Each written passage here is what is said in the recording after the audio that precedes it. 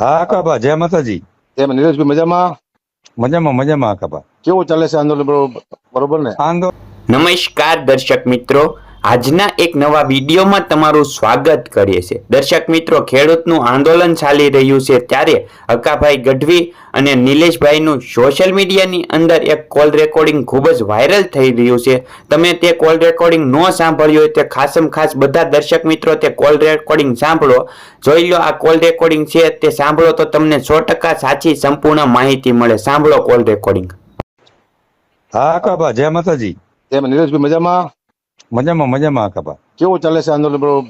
બરોબર ને? આંદોલન પૂર જોશમાં પકડી લીધું છે. આખા ગુજરાતના ખેડૂતોની માંગ લઈને ઉપવાસ છાવણીમાં બેઠા છીએ, અમરનાથ ઉપવાસમાં.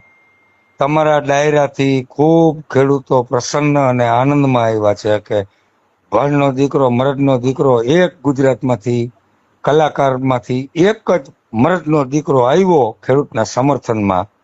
જી એટલે ખૂબ ખૂબ રાજી હે, ખૂબ આનંદમાં હે. તમે જોયું તું કે માણસો નતું, હમ તો બધું લોક થઈ ગયું તું, રોડ રસ્તા. જી જી, મને માતાજી પ્રેરણા કરી. મને હા, તો મને સાચું બોલવાનો જે મને આ જે મોકો મળ્યો ને, હું ભાગ્યશાળી છું.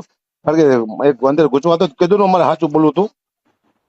પણ અકાબા જગતનો તાજ છે, અન્નદાતા છે. અન્નદાતાને તમે સમર્થન ન કરો, જી તમે જેનું ખાવ હો જી એને તમે ટેકો ન દો, કોને દો?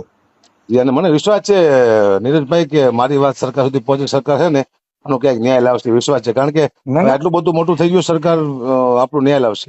ના ના, લાવવો જ જોઈએ. સરકારે જો તમારા જેવા કોઈ કલાકારો છે, સેલિબ્રિટીઓ છે કે જર્નલિસ્ટો છે, એવા લોકોને મધ્યસ્થી થઈ, હમ.